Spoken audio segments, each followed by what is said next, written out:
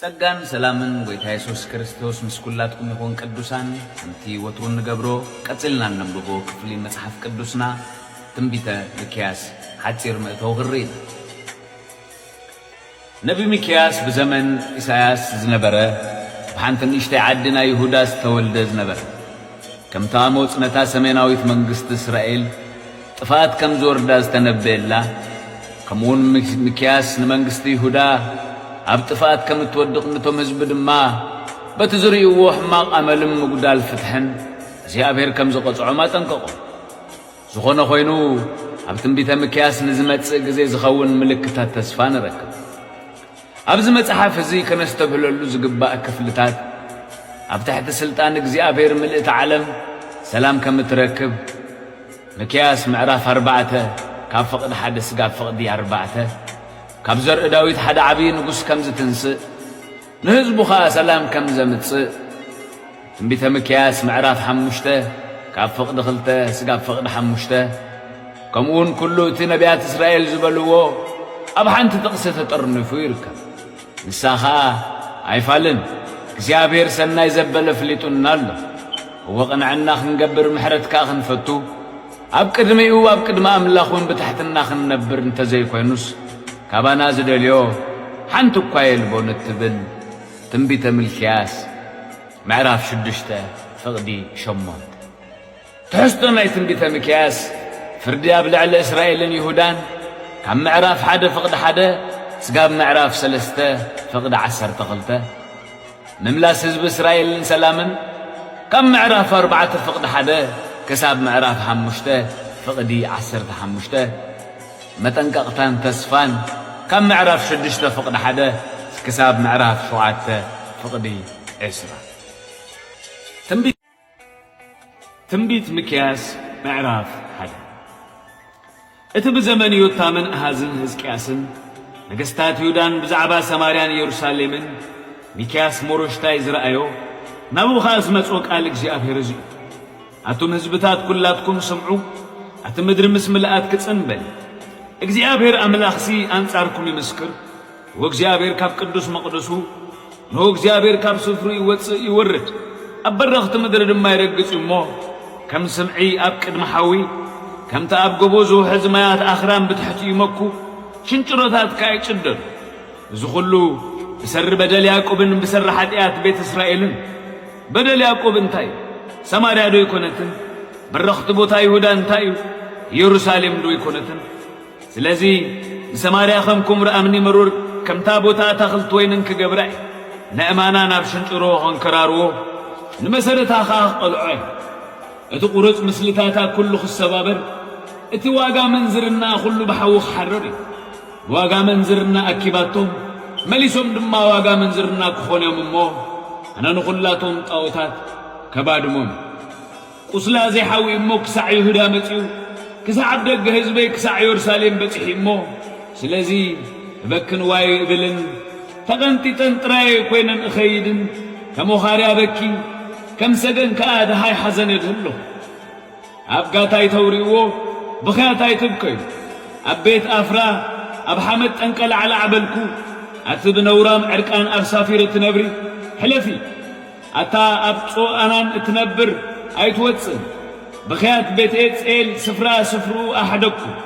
معات كاب እግዚአብሔር كساع دقى يرساليم وريني مو إذا أب ماروت تنبر سلت سنة يتحزنان حتى أبلاكش تنبري نتوم أفراس أب سرق الله سمديوم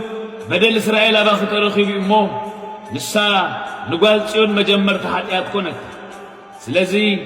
مورشيت نقاتن نايم السنبات هي أبهابو أبايتي أخزيب ነገስታት እስራኤልን ጠባርኽ ኸውን ኣታ ኣብ ማሬሻ እትነብሪ እቲ ዝወርሰከ ኸምፃልኪ ክብሪ እስራኤል ክሳዕ ዓዱላም ክመጽዩ ንሳቶም ካባኺ ተማሪኾም ከይዶም እዮም እሞ ስለቶም ደቂ ሓጎስ ክጸጉሩ ክንጸይ ርእሲ ኽላጺ ነቲ ኽነዃዕኪ ከም ንስሪ ኣግፈሐ ትንቢተ ሚክያስ ምዕራፍ 2 እቶም ኣበሳ ዝምህዙ ኣብ መደቀሲኦምካ እከይ ዘዳሉ ወይሎ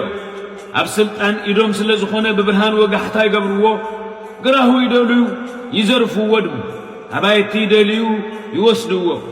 ንሰብኣይን ንቤቱን ወንሰብን ንርስትun ይጭንቁ ስለዚህ እግዚአብሔር ከም ዝብላን ክፉእ ዘመን እሞ ንወኽሳትኩም ዘይተልዕሉ ተዓቢኹም ከ ዘይተኸድሉ ሕሰም ንዝወለዱ ዝኽምህዘሉ በታ መዓልትያ ብዛዕባኹም ከምዚ ኢሎም ክምልሱን ክቕዝሙን እዩ ብጥራ ዝተበዝበዝና ነቲ ደገ ህዝበይ ለወጦ ከመይ ኢሉ ኸ ሕደገኒ ነቲ ግሩናስ ዓለወኛታት ዓደሎ ስለዚ ኣብ ማሕበር እግዚአብሔር ነቲ ገመድ መለክዒ ብዕጭ ዘውድቕ ይብልካ ነቶም ዝነበዩ ኣይትነበዩ ይብልዎም ነዚኣቶም እንተዘይተነብዮምሎም እኳ ነውሪ ኣይክርሕ ትንቢት ሚክያስ ምዕራፍ 2 እቶም ኣበሳ ዝምህዙ ኣብ መደቀሲኦም ከ እከይ ዘዳሉ ወይሎም ኣብ ስልጣን ኢዶም ስለ ዝኾነ ብብርሃን ወጋሕታ ይገብርዎ ግራሁ ይደልዩ ይዝርፉ ድማ ኣባየቲ ይደልዩ ይወስድዎውን ንሰብኣይን ንቤቱን ንሰብን ንርስትun ይጭንቁ ስለዚ እግዚአብሔር ከም ዝብላን ክፉእ ዘመን እሞ ንወኽሳትኩም ዘይተልዕልሉ ተዓቢኹም ከ ዘይተኸድሉ ሕሰም ንዝወለዱ እዚ ክመህዘሉ በታ መዓልቲትያ ብዛዕባኹም ከምዚ ኢሎም ክምስሉን ቁዘማ ክቕዝሙን ብጥራ ዝተበዝመዝና ነቲ ደገ ህዝበይ ለወጦ ከመይ ኢሉ ክሕደገኒ ግራሁናስ ንዓለወኛታት ዓደሎ ስለዚ ኣብ ማሕበር እግዚአብሔር ነቲ ገመድ መለክዒ ብዕጭ ዘውድቕ ይብልካ ነቶም ዝነበዩ ኣይትነበዩ ይብልዎም ነዚኣቶም እንተዘይተነብዮምሎም እኳ ነውሪ ኣይከርሕቕን ኣታ ቤት ያዕቆብ እትበሃል መንፈስ እግዚአብሔር ዶ ሓፂር እዩ ግብሩ ኸ እዚ ድዩ ነቲ ብቕንዕና ዝኸይድሲ ቃላተይ ዶ ሰናይ ኣይኮነን ህዝበይ ግና ካብ ቁሩብ ግዜ ጀሚሩ ከም ጸላእ ተላዕለ ነቶም ጸረ ውግእ ዝኾኑ ሃዲኦም ዝሓልፉ ባርኖሶም ካብ ልዕሊኦም ቀሚሾም ትገፉ ንንስቲ ህዝበይ ካብ ኣባይቲ ደስተ እንትሰጉወን ካብ ደቀን ክብረተይ ንሓዋሩ ትወስዱ ብሰርእ ትሕሱም ጥፍኣት ዘጥፍእ ርኽሰት እዚ ስፍራ ዕረፍትኹም ኣይኮነን እሞ ተንስኡ ኺዱ ኣነ ብዛዕባ ወይንን ብርቱዕ መስተን ክንቤልካ ኢሉ ደድሕሪ ንፋስ ዝስዕብ ሓሶት ዝዛረብን እንተሎ ንሱ ነዚ ህዝቢ ነቢይ ይኸውን ወያዕቆብ ኣነ ክእክበካ ኩሉ እንትናኻ ክእክብ ነቲ ተረፍ እስራኤል ብርግጽ ክእክቦ እየ ከም ተናባጊዕ ጾብራ ኣብ መጓሰየን ከም ዘላ መጓሰብ ብሓባር ከምጾ እየ ካብ ብዝሒ ሰብ ተላዕለ ብርቱዕ ውኻዕታ ክኸውን እቲ ጠሓሲ ኣብ ቅድሚኦም ይድይብ ንሳቶም ምስኦም ይጥሕሱ ናብታ ደገ ኸ ኣይሓልፉ በኣ እውን ይወፁ ንጉሶም ቅድሚኦም ይሓልፍ እግዚአብሔር ከኣ ኣብ ርእሶም ይኸውን ትንቢት ሚክያስ ምዕራፍ 3 ኣነ በልኩ ኣቶም ኣሕሉቕ ያዕቆብን መሳፍንቲ ቤት እስራኤልን ስምዑ ኾታ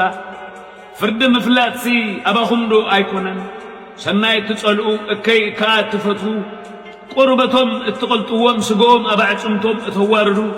ስጋ ህዝበይ ድማ እትበልዑ ቁርበት እትቐልጥዎም ኣዕጻጽምቶም እትሰብሩ ከምቲ ኣብ ቁራዕ ናብ ድስቲ ዝኣቱ ስጋ እትቖራርጽዎም ሽዑ ናብ እግዚአብሔር ከእውዮም ንሱ ግና ኣይክምልሰሎምን በቲ ግዜ እቲ ከምቲ ዝገበርዎ ክፉእ ክገብሮም ገጹን ካብኦም ክሓቢ እግዚአብሔር ብዛዕባ እቶም ንህዝበይ ዘስሕቱ በስናኖም ዝነኽሱ ሰላም ዝእውጁ ነቲ ናብ ኣፎም ገለ ዘይህቦም ድማ ውግእ ዘዳልውሉ ነቢያት ከምዚ ይብላል ስለዚ ኣብ ክንዲ ራእይ ስለይቲ